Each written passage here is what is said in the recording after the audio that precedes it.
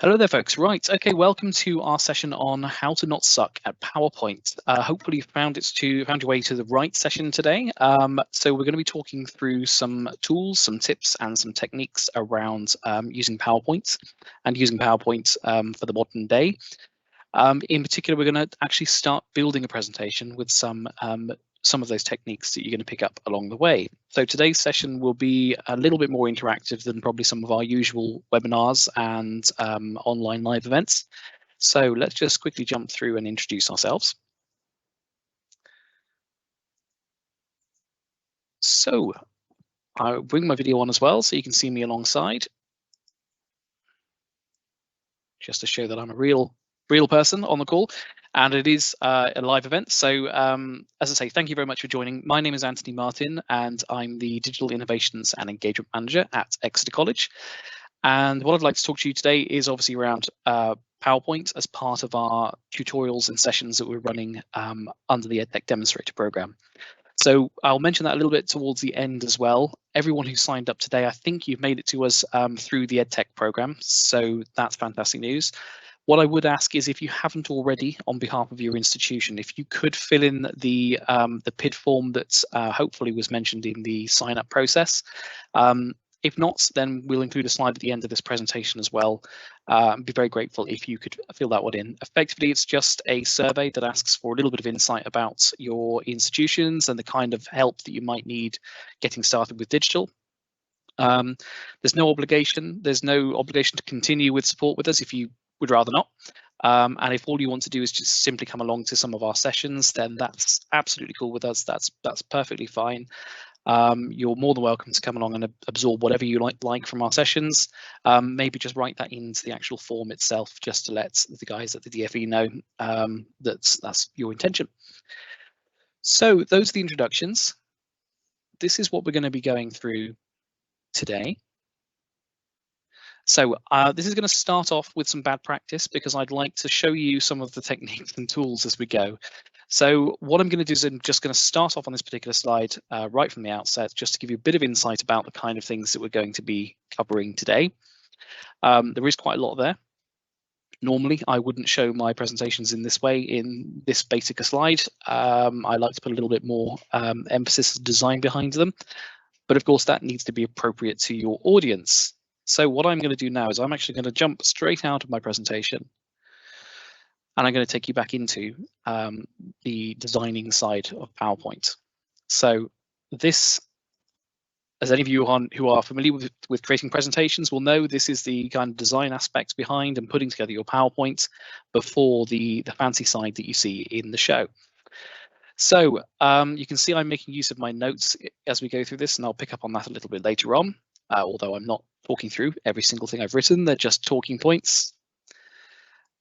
And let's have a look back on what's in this session.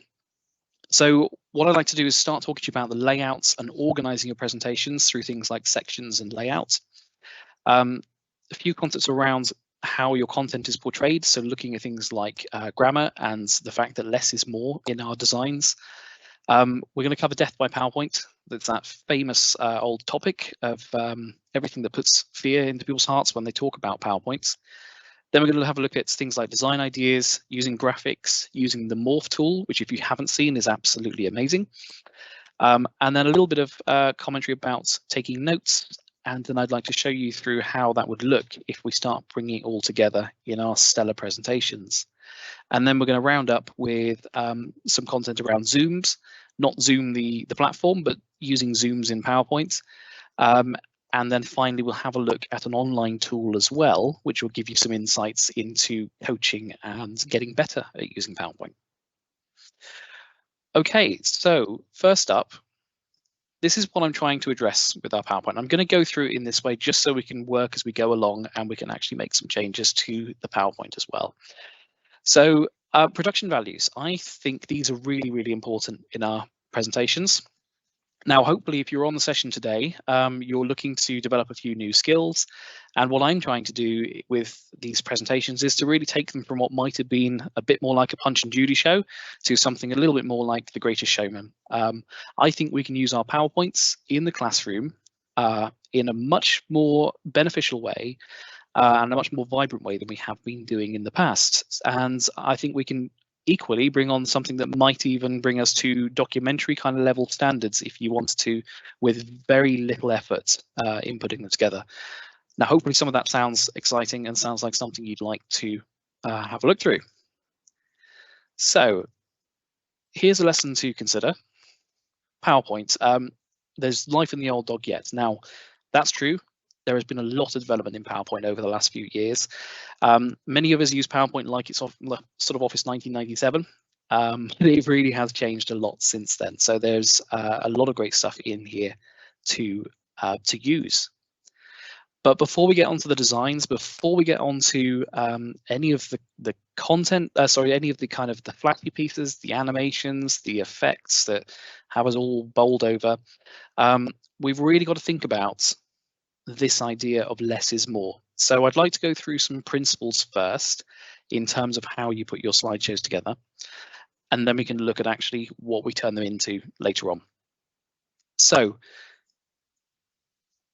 here's one of my first tips and takeaways is basically don't try and be overcomplicated with what you're putting on screen. In terms of bullet points and bulleted content, really you don't want any more than 7 points if you can do so. It's that golden 7.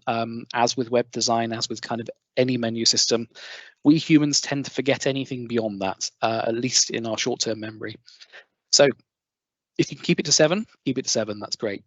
If you can't, then consider moving it to effectively 6 or have less. It doesn't matter if you've got less, but do try and keep your points to a minimum. That's why I mentioned on my title slide, that wouldn't be how I would normally design it, because I think there's too much content on that particular one.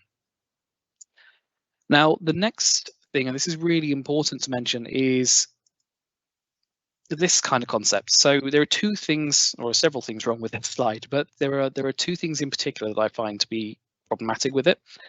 One, it's bland. It's very sort of boring. It's simple. It's very text heavy on my presentation. You know, there's a lot of content thrown onto one slide, and that's something that we could all potentially be guilty of. I know I certainly have been, and that's something to really make sure you avoid. But there's a second problem with this as well, and it's how you deliver it. So if I'm going to take this presentation, I've got this up on the slide. Now, a lot of presentations, it's very easy to stand in front of your PC or your projector and simply read a slide out word for word. So if I start going through this, and if your PowerPoint slide says everything you were going to say, then why on earth are you stood up in front of everyone saying it? There is a notes section that you can use for your own benefit, so do use it.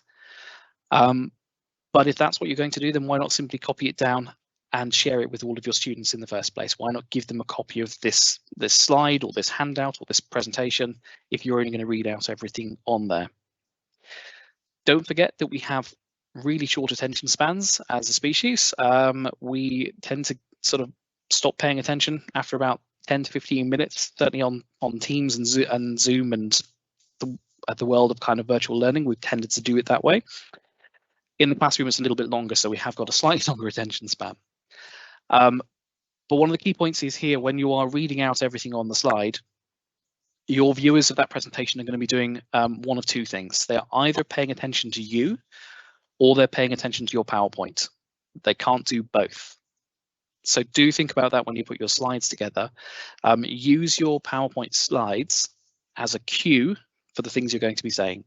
So use it to draw attention to the message, to visualize the message, to put something in picture form that you're then going to talk through, or to offer some background to something you're going to demonstrate or show. But don't use it as a script. Use your notes as your script if you need one. Okay, so in terms of that, let's get to the point. So when we're putting together our presentation, let's try and condense this down. So effectively, we don't want to read everything.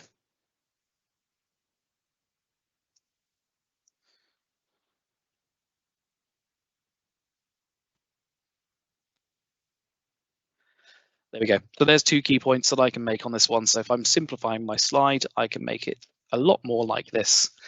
Put in some bullet points on there. There we go. We've simplified our message straight away. Now we haven't addressed the design, but we have simplified things. The next one that I want to come on to is about your grammar, your spelling, your punctuation, all of those elements that we should be addressing in our Word documents. And this is not to teach anyone to suck eggs, but do pay attention to it in your presentations as well. It is quite important, if for no other reason than to avoid things like this.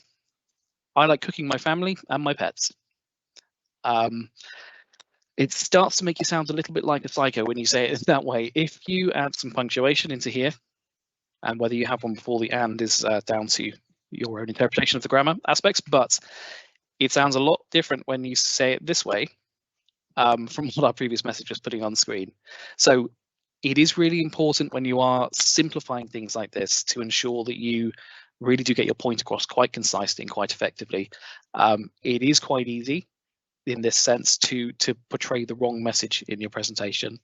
Plus also, if your class are busy giggling at everything you've just written up on screen, the message may not get across quite the way you expect it. So just consider it, use the spell checker tools and so on as well, and just have a once over of your presentation before you go live and start delivering it. Okay, so my next one is about death by PowerPoint. We've all heard of it. We've all sat there. We've all been through those presentations that go on for an hour, go on for 2 hours. I think I mentioned in the script here about Great Aunt Mildred bringing home a presentation of her Cambodia trip and showing you every single picture that she took on the way. We want to try and avoid that. We want to try and lighten the load a little bit. PowerPoint isn't a weapon. We shouldn't be trying to kill our viewers with it. We should be using it as a supportive tool to help get our message across. So we want less of this, and this is in terms of try and keep them simple. So if we go from top left, I don't get it, let's try and keep them simple. Thinking you want the message to come across quite clearly and quite simply. You don't want to have to think about what's on the slide unless it's obviously the subject you're trying to think about. Throwing up lots of complex animations, graphics, ideas all onto a single slide is also probably going to be a little bit of an overload. So we want to kind of try and avoid that, and we want to try and remove this the need for copy, something to try and keep us awake during these presentations. So consider what you do and consider using things like graphics to, like I say, to lighten things up a little bit. This is a prime example of what I'm talking about. So this is boredom overload in a presentation. I've just included one example here in this graphic. This is an actual real life presentation, so I apologize to whoever put this one together, but it is something that could use a little improvement. And you can see, if you can just about make it out from the slides there, every slide is the same. There's a lot of text on every slide. It's black text, white background, really not a lot to it in terms of constructs that will help us build our presentations. So that's something we really need to think about. Also worth noting, the number of slides that you use. Now, I tend to be quite heavy in the number of slides, but I would recommend, generally speaking, 1 to 2 minutes per slide or that you're going to be putting together. Now, if I'm using animations or transition effects between them, then I might reduce that to 1 every 30 seconds, depending on kind of what I'm putting together. But when we think about our boredom overload elements, how can we make these slides simpler? Could you, for instance, say it with a picture?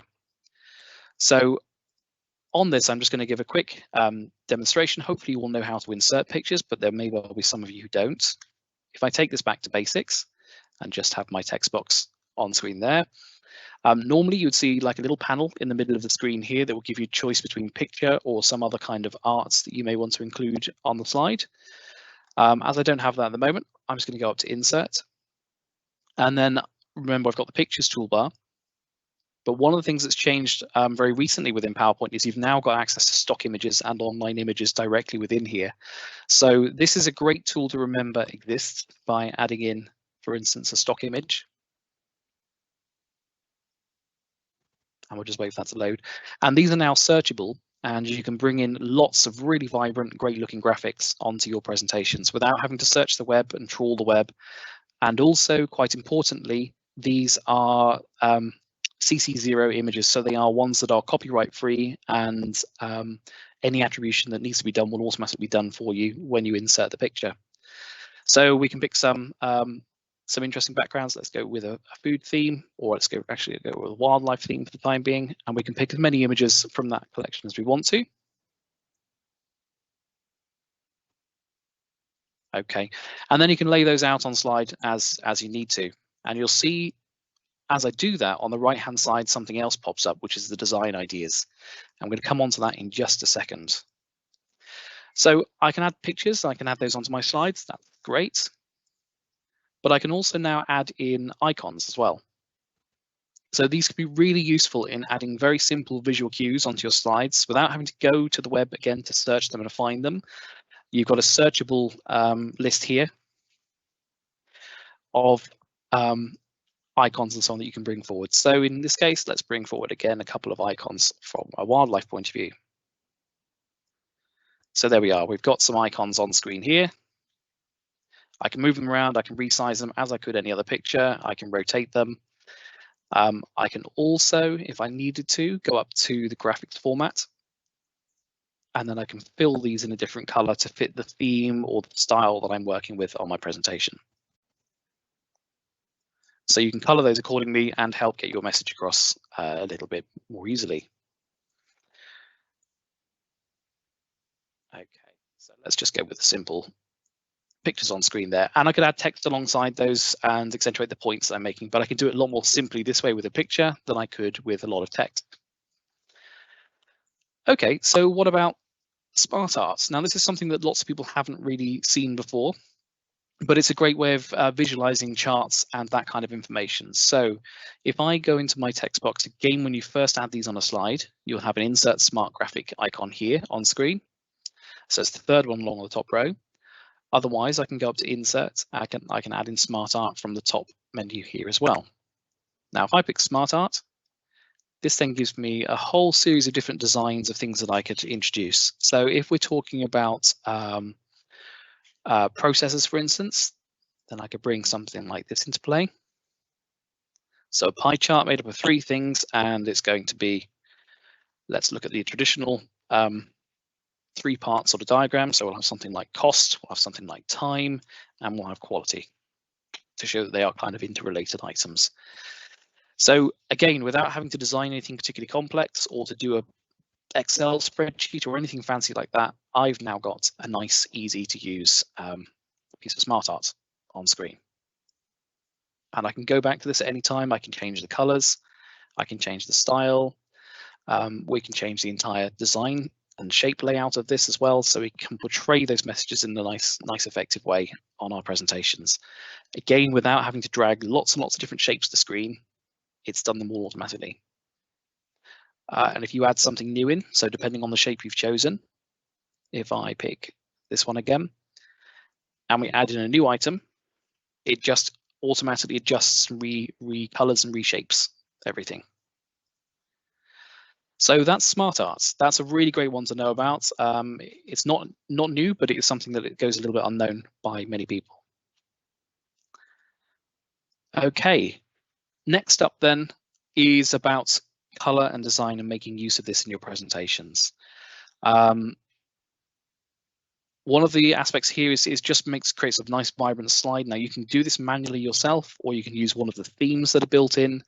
Or you can add things like background. This is just simply using different fonts and different colors can really make a presentation stand out. And here what you'll see is I've actually gone off screen. So all I've done is I've created a number of different shapes that I've rotated into position, and I put on screen just so they overlap and they overlay all the white bits on there.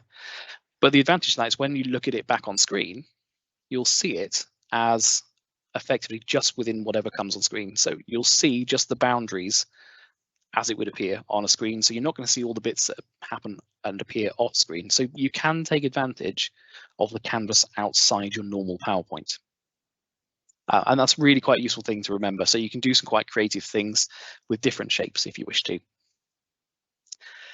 So some fundamentals then. Let's get away from our slightly bland looking presentation. Let's move and put some color into here. Now I can do that in a few different ways. I can either do it through the design tab, and I can put into play one of the themes across the top. So I could restyle my entire presentation. I don't really want to, but you can see that these give you some unique designs. And they're all tied in with design ideas, which again, we're coming on to in just a minute. But simply, I can also put in a background in here. I can change it so it's a gradient fill or just simply a background color, just to make it more vibrant. So let's put a blue on the background. Obviously, when you do that, just think about your fonts at the front as well to make sure they contrast. Okay, so you can create some sort of more vibrant looking slides just by introducing a very simple background color to things. Equally, you could bring one of your pictures from your stock images forward. And again, let's pick a skyscraper one here. Let's pick something a little bit different.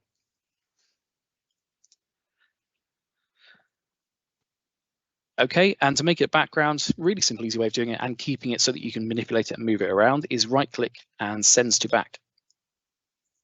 So now I've created a much more vibrant looking background.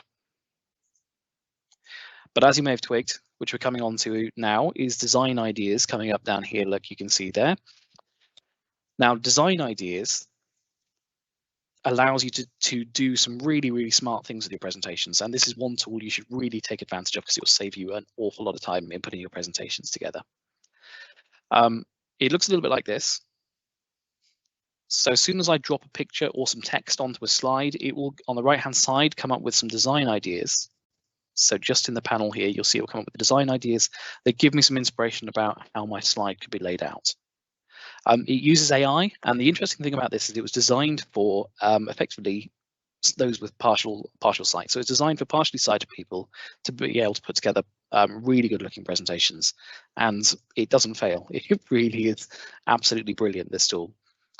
So it's AI driven, and just to show you kind of some of the things that it can do.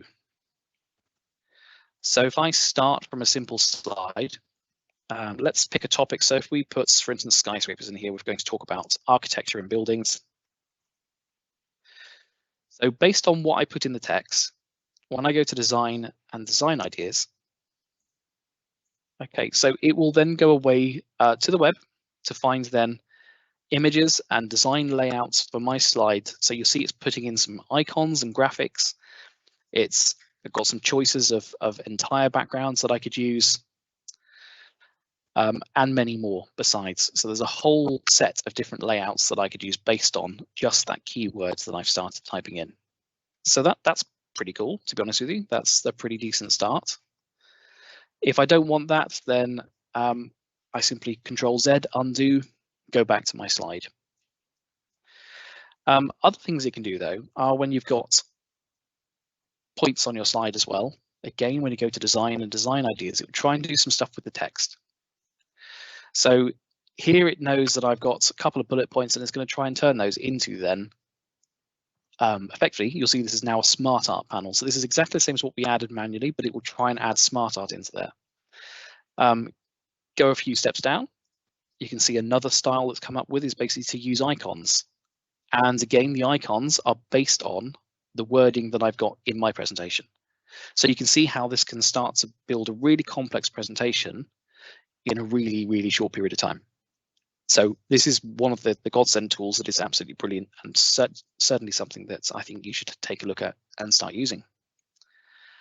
So that kind of covers what I've mentioned in the graphics elements, but just to show that again, if I go back to these icons we picked up earlier, so we picked up those animal icons, I'm going to copy them.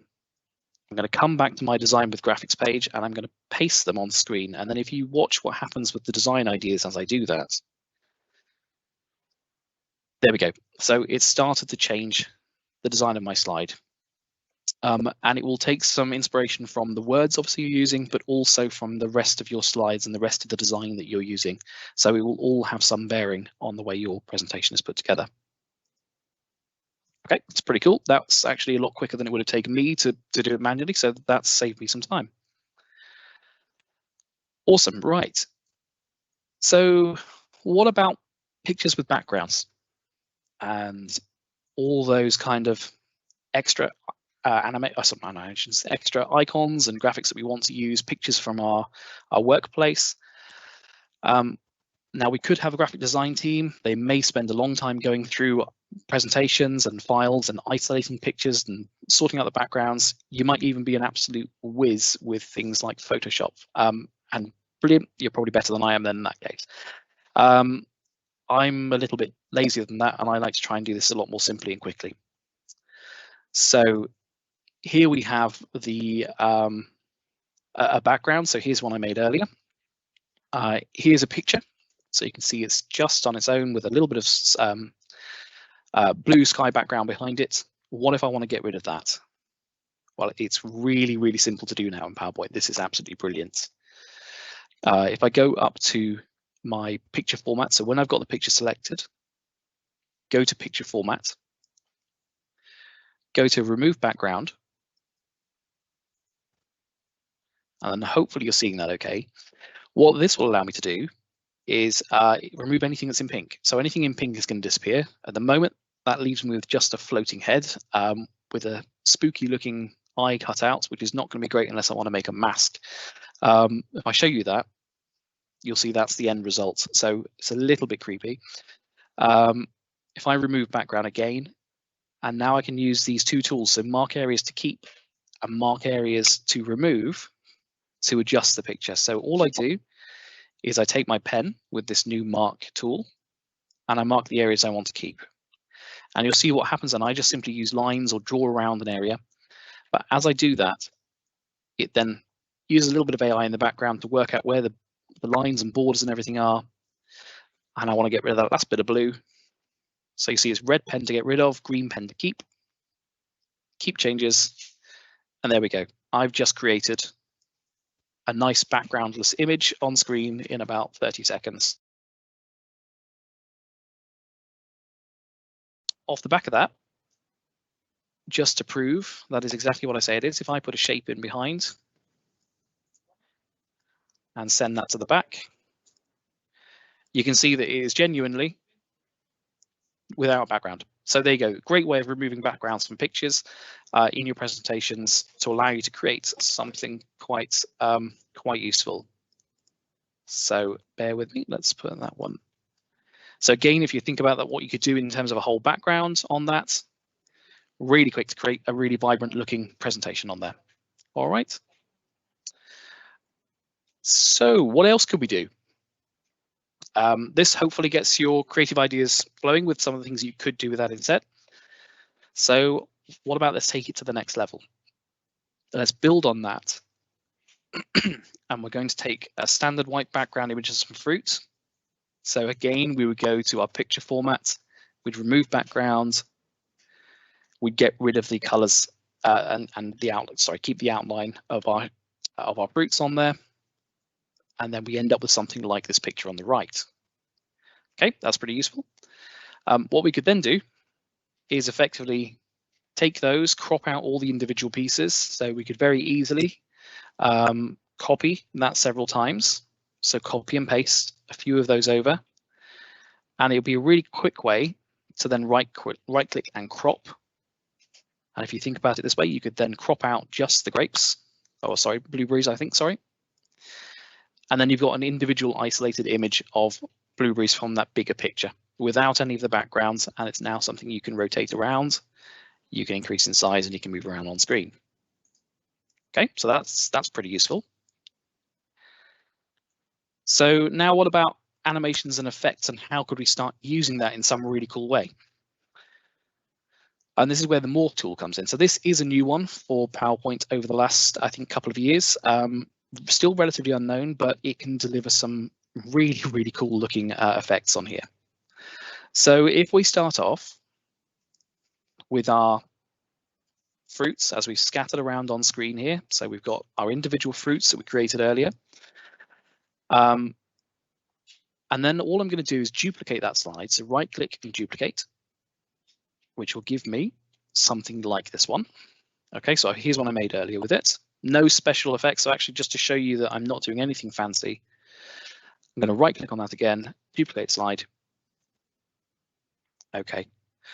And I want to use the Morph tool to move things around the screen and to make them look a little bit different and to create a bit of visual effects and some talking points with my learners looking at the presentation. So here we go, going to move some things around, going to be a bit funny with some things and just rotate them. And you know what, I might even just go for a little bit of funny recoloring of these graphics. So let's have a blue-orange just for fun. And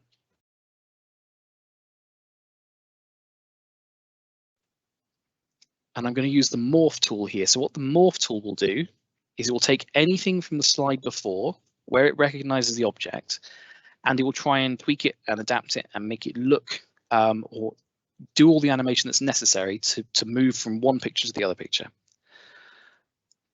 So to show that in action, that's how it would work. So if I just preview that again for you, so you see it's gone from my orange has turned to a blue orange slowly. It's rotated around.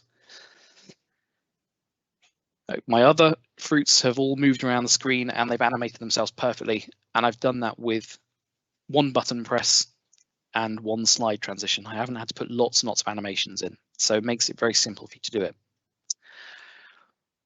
So you're probably thinking, what's the point in that? Why do I need that? How is that going to deliver anything useful? Again, it's about the animation effects on your slides. It's about how you create a little bit of production value behind what you're doing. Some simple ways that you can do that are to conceptualize this idea of movement in the items. So starting with a small plane, moving to a big plane. So we're talking about perspective, and that's changing perspective. And sort of as we move, it's coming closer, or it appears to be. When we preview that transition, again, all I've got is just two shapes on two slides, and I've just pressed a button to let it do all the animation for me. Okay, and that has some bearing then on what I'm going to come on to in just a second or two. Before I do that though, okay, hopefully you've been following along with what we're doing, and I hope that has been useful so far. Thinking back on the other parts around your notes. So this is one of the other aspects that I use my slides for, just for myself when I'm doing my presentations and when I'm thinking about how I'm doing these presentations and the more animated ones, is to have something just to give me some visual cues to know what to do. If I'm going to use animations on the screen, I'm not going to have a lot of text to go by. So my notes become much more important then to call on and to use as kind of cues for myself on my presentations.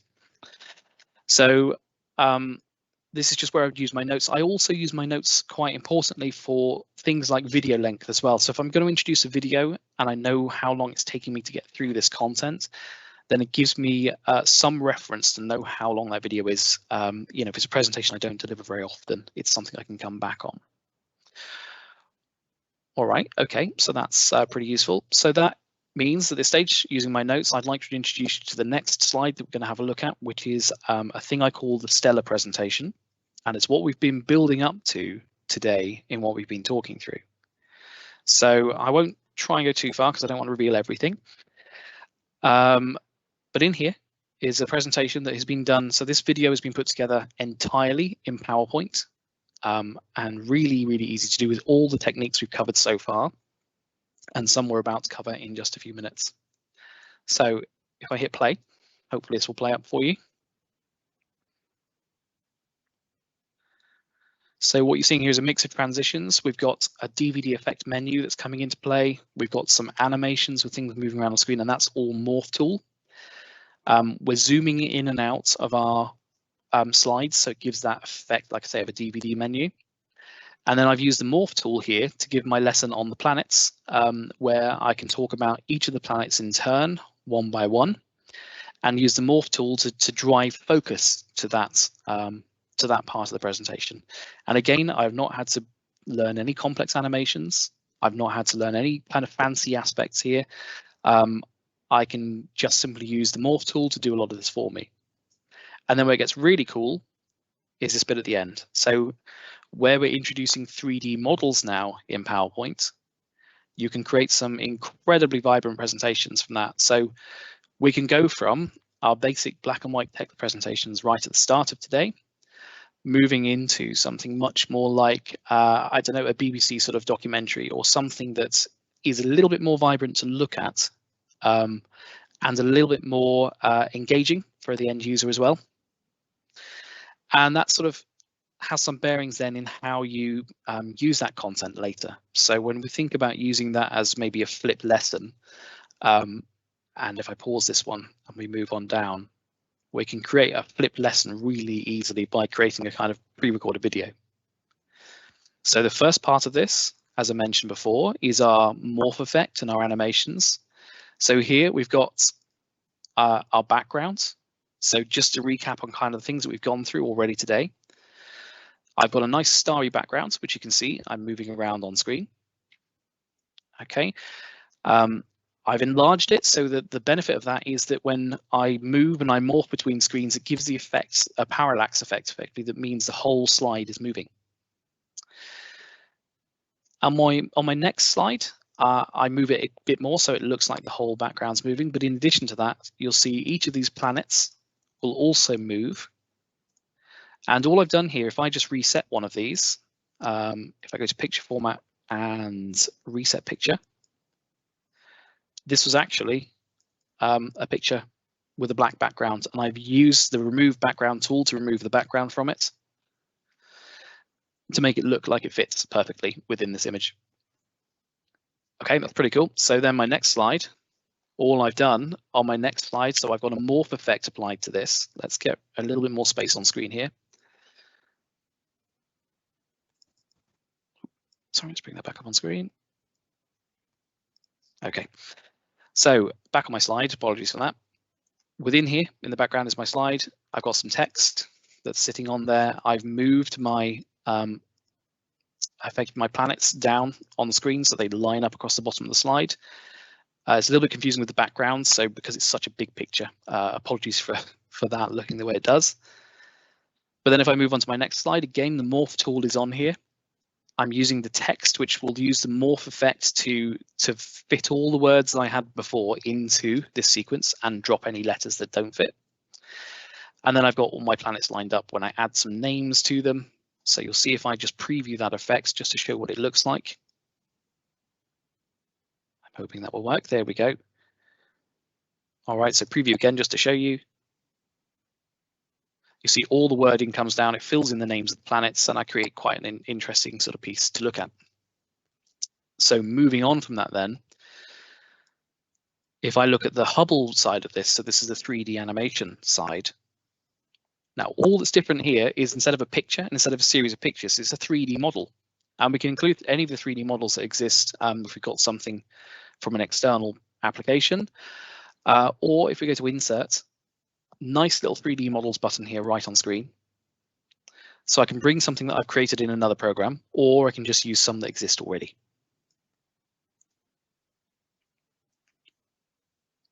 And there's lots and lots and lots in here. So if I wanted to do a lesson on perhaps prehistoric time or geology, then I can look at sort of rock models, or I could look at dinosaurs, bring one of those into play. And it imports it, it inserts it into the slide.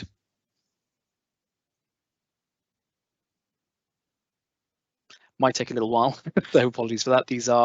They can be quite big models, so do be a little bit cautious about just how many different things you throw into your presentation. They can be really quite large indeed. But there we go. So actually this could be even better because this is an animated version as well. Now that could be pretty cool to have that on a slide, and you know, let's give him a place of his own. Actually, I think on this one, it's nothing to do with space or Hubble, but he's quite a cool effect to have. So we'll bring him onto this other slide on his own. There he is. And again, I can use the same kind of effects that I would use for Morph by increasing the size of him, by rotating that. And if I had a dinosaur running on top of the planet, I duplicate the same slide again. And then this time round, I'm going to make him even bigger again. I'm going to bring him a bit close to the foreground so it looks like he's actually moving and he's going off screen. And then if you watch the animation from this one,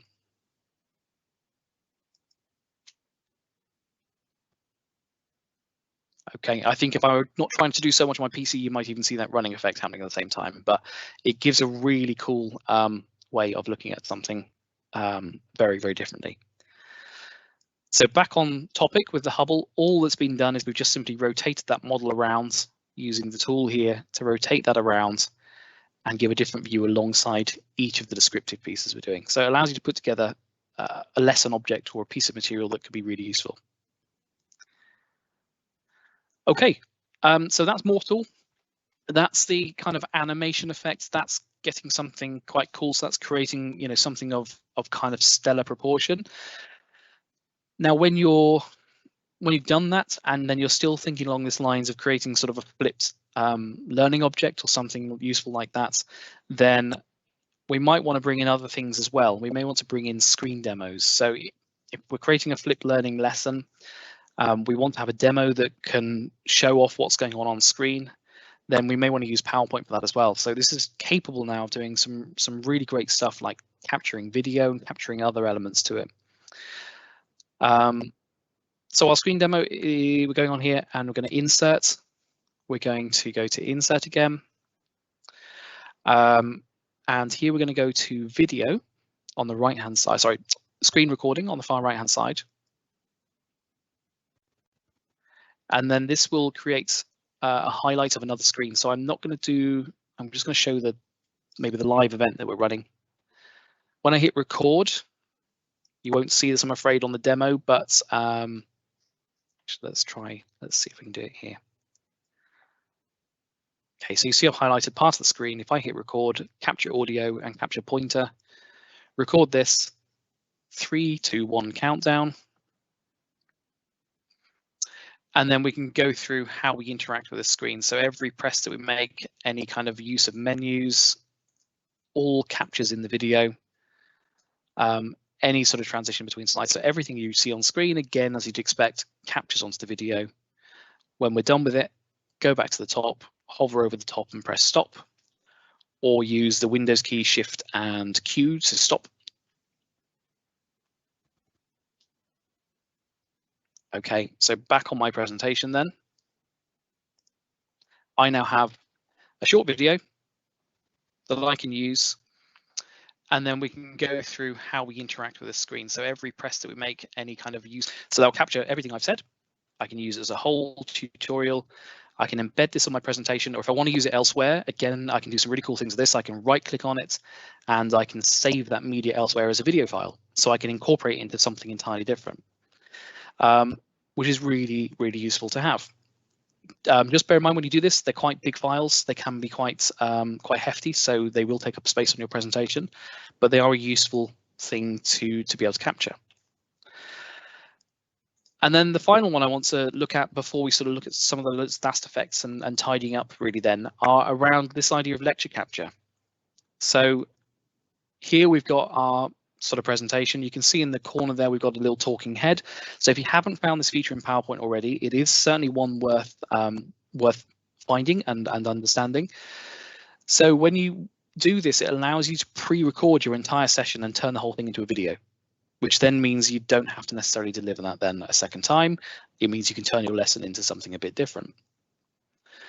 And to do that, it's really simple. It's go to your slideshow up the top here, and you'll have this option to record slideshow. So do you want to record it from the current slide or from the first slide? So if I record it entirely from the beginning, do a bit of scrolling in a minute, but I'm hoping that's going to create an interesting effect. So I don't know if I'm going to be able to do this because I'm using the camera already for recording, but you can see it would allow me to capture what's on screen. If I show you the view that I get, which is this one just here. So as I'm going through, normally what you get is in the bottom right hand corner, you'd see your picture, which you can move around the screen later. And as I'm advancing through my slideshow, it captures all the animations, it captures everything that's happening, it captures the timing that it takes me to move between slides. And that's really important because it will help when it compiles the video later. If I want to use any sort of annotation tools or a pen, if I have one, I can annotate out things on screen as well to draw attention to certain points as I'm talking through it. The tips I would note here are you can also display your notes, so you can put your notes on top of the screen. I would say when you transition between slides, just to make sure that you stop talking before that transition starts. It's just to make sure that all your audio is captured. So if I stop talking, move on to the next slide and then carry on. Okay, so if you're going to use this, do remember to do that. And when you're done, when you've done all your recording, you've reached the end of your presentation, you basically just stop. So if I just kickstart this with a recording now, if it's going to let me do it. As I say, normally the video would come up. I can advance between my slides. I can annotate things on screen. And then when I'm done going through my presentation, hit stop. And I can close my presenter now. And you'll see then, as we go back to our first few slides, they'll have either the audio, or if we had video captured, it would show that, or indeed here where I've got those annotations, it will show that, and they will play in exactly the timing that I've recorded them. All right, so that is a really useful way of creating an instant kind of video of your entire presentation, and just simply file and export it, or file export, and you can turn it really easily into a video or publish it to something like Microsoft Stream, and then you've created your pre-recorded lesson really, really easily. Okay, so three last things I want to try and cover with you. I know we've got a very short period of time left. This last one, so you may have noticed as we've been going through my slides, I've got all of my slides written into different sections. So I've created a section for each of my kind of categories of slides that I've got here. So you see Hubble, you'll see Stellar Presentation, Let's Morph, and so on. And the reason I've done that is so that it helps me with navigating things, but also where we talked about this slide right back at the start. So my title slide, to try and make it a bit more interesting and to create that DVD menu effect, that's really nice and simple to do. So all I do is go to Insert, and then I go to Zoom. And here I can create what's called really useful, because what it'll do is it'll bring up every single one of my sections, and I just simply tick all the ones that I want to include. So what do I want prompts for? What do I want to animate between my sections? So normally I use these for title slides, and then insert those. Okay, so what I can start to do then is I can start to lay out my story of how things will progress around my slides. So if I get rid of the background, let's move that one out of the way. Let's get rid of all the text. Everything included in my session is basically going to be one of these tabs. Now I can reduce them, I can resize them, I can make them fit on screen a little bit more easily. I can even use the align tools if I want to lay those out. But it means then when I move between my presentation slides, it will always come back to this title slide before advancing to the next section. So it allows you to kind of compartmentalize a section off your presentations. Okay, that's kind of all we want to cover in the kind of actual normal use cases. I want to give an honorable mention to something else, which is again using all the techniques we covered today, is that you could use PowerPoint for something really simple like a poster.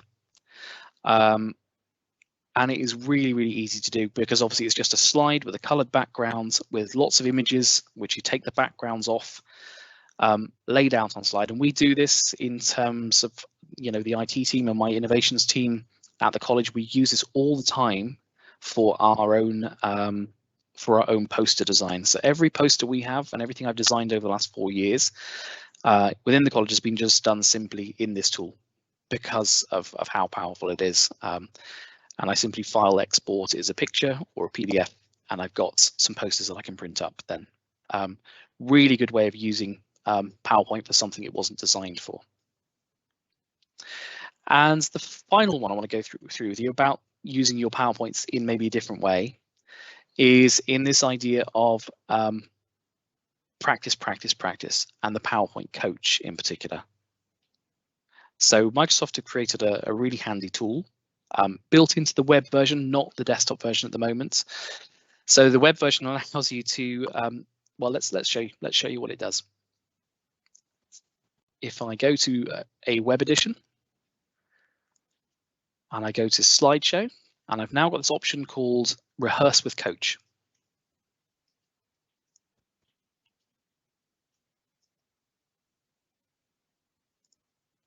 So in there, on my rehearsal, basically what it's going to do is it will show a start rehearsing button in the bottom, and it will also give me some real-time feedback. So if I start rehearsing now what I get is something that listens to me, listens to everything I'm saying, and it analyzes how I'm doing it. So as I move between my slides, it will start thinking about whether I'm going too quickly, whether I'm going too fast, am I advancing between slides really quickly? And you'll see it will pop up with some prompts. So there it's saying, stop using the word stop umming and ahhing. As I do that, it will prompt me and tell me that I'm doing it. It'll also tell me if I'm talking too fast, so then it will sort of give me some guidance on whether I can talk slower. There we go. Another one, and so on. All right, so it gives a feel about what it can do. If I exit that now, sorry, bear with me. I think we're still within it. There we go. When you come to the end of your coaching session, basically it will go through and it'll analyze how long it took you to do the presentation.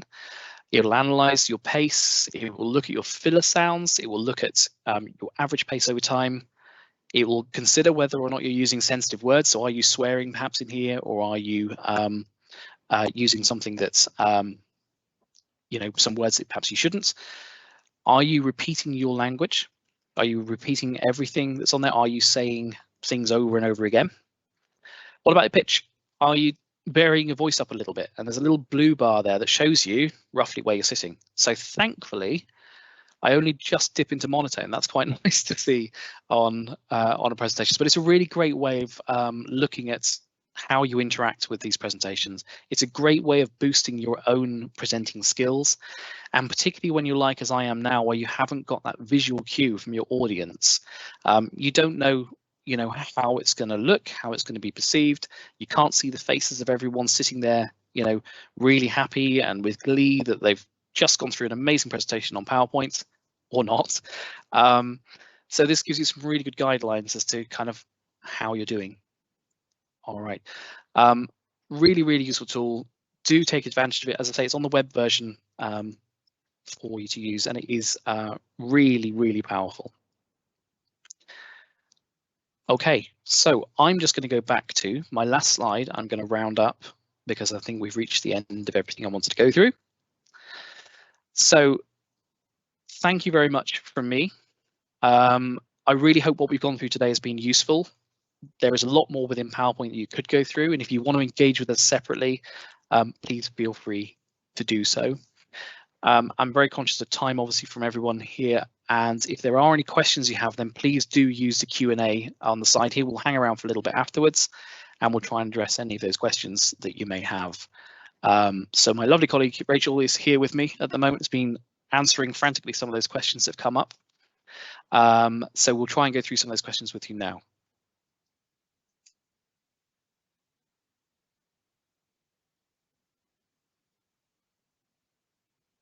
Okay, so one question we've got: how do you create an index page whereby you where you click on the word and go to that actual section of your PowerPoint? And that's tied to how do we make sure? Okay, yeah. So how do you do the link to specific section? So I think the key one is probably that zoom tool we've just shown you through.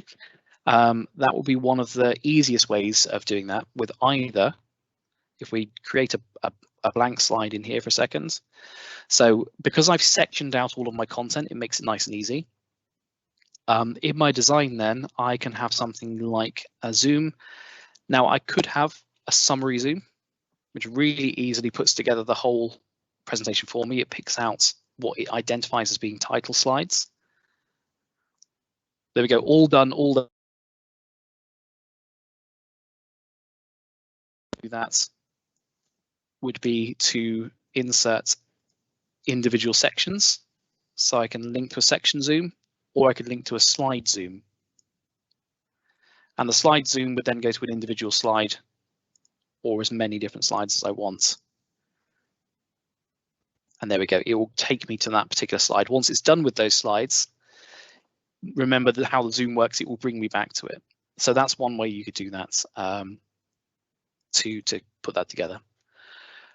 Okay, so we've got another question on how do we make sure the video in a PowerPoint is visible for students in an online session? Right, this is a really good one. And one we commonly encounter here at the college as well. So there are a few different ways you can put videos into your presentations, and it does depend on how you're going to present them and how you're going to play that back as to how you would go about it in the first place. So if you're playing it through Teams, for instance, and you have two choices in Teams as to whether you're sharing, or three choices in fact, are you going to share the whole screen, so everything that happens on your desktop? Are you going to share just the window, which is basically going to be that PowerPoint presentation you're working on and nothing else? So that's a lot better from a GDPR and a safety point of view or anything else popping up on screen, but it does limit how the videos are portrayed. Or the other one is to actually use the PowerPoint share tool, which is built into Teams itself. So if we use the first one and the full desktop, anything that happens on that desktop will appear. So if you launch off to a YouTube video or click a link, that will be absolutely fine, because you can quickly get back to that other window and you can see everything there. If you're on sort of another screen then where you're sharing out the window only, you're going to be seeing just the how do I turn this? Sorry.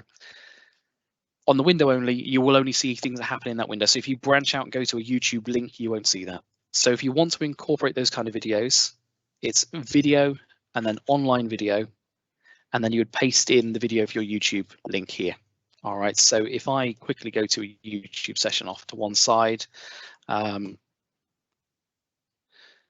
quickly find something else on here that's probably going to be some relaxation music or something to keep my mind calm with everything that's going on with COVID, I suspect. So let's have a look. So we'll pull in some quiet study music, shall we? That's probably a good idea. So I'm going to copy the link. I'm going to go back to my presentation. I'm just going to paste it into here and then insert. And there we go. So that's embedded it as a playable link in the PowerPoint. That I think is the safest way of doing it if you're using something like YouTube or Stream or another online service, because it stays within the screen. It won't get lost then when you open it up in other apps. What I tend to do as well, just for use sake, and if there are sort of problems playing this back, I also tend to copy in the link onto the PowerPoint presentation as well, somewhere alongside it, so that you can see where that is and people can get to it nice and easily. All right, hopefully that answers your video question. Sorry, it's a very long answer. And what else do we have? Have I missed anything else in here? Somebody said they missed the part about where to find the screen demo tool. So I think you mean by that's the screen recording tool if you're doing capturing a screen of some other program. So to get to that one, it's really simple. Insert on the right hand side here then. So again, bear in mind this is desktop version, but you can also do this in the web. Screen recording. What will prop up then is, first of all, to define your boundary. So use this select area tool to say which part of the screen is it you're trying to capture, because you may not want everything on screen. You might just want a small part of the window. Capture that. Do you want to include audio? Yes or no? So tick or untick that accordingly, and then hit record when you're done, and it will capture that out. All right, so that's where you find the tool. So once again, that is on the insert menu and screen recording over on the right hand side. Okay, hopefully that answers that one. What else have I missed in here? Sorry, quite a stack of questions, just making sure we get to all of the ones that we have through from everybody.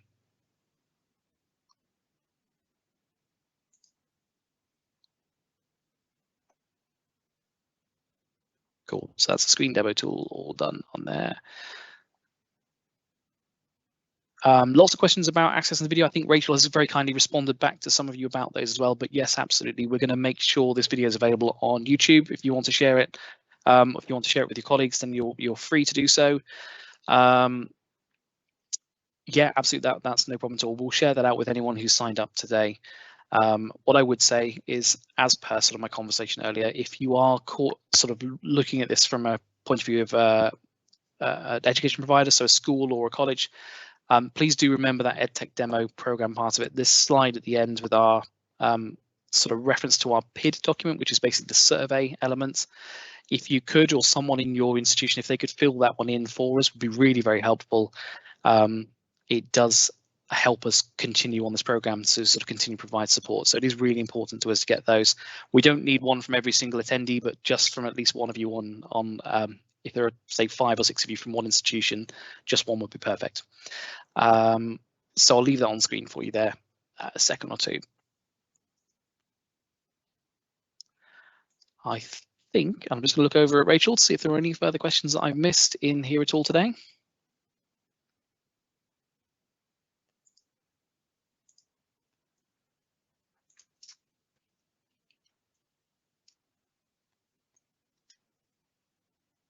No, I think that's it. We have had a really nice comment actually from someone who said they did a PowerPoint this morning and they are going to go back and revisit it as they think some elements need improving. Well, that's really nice of you to say. Thank you very much, and thank you for attending.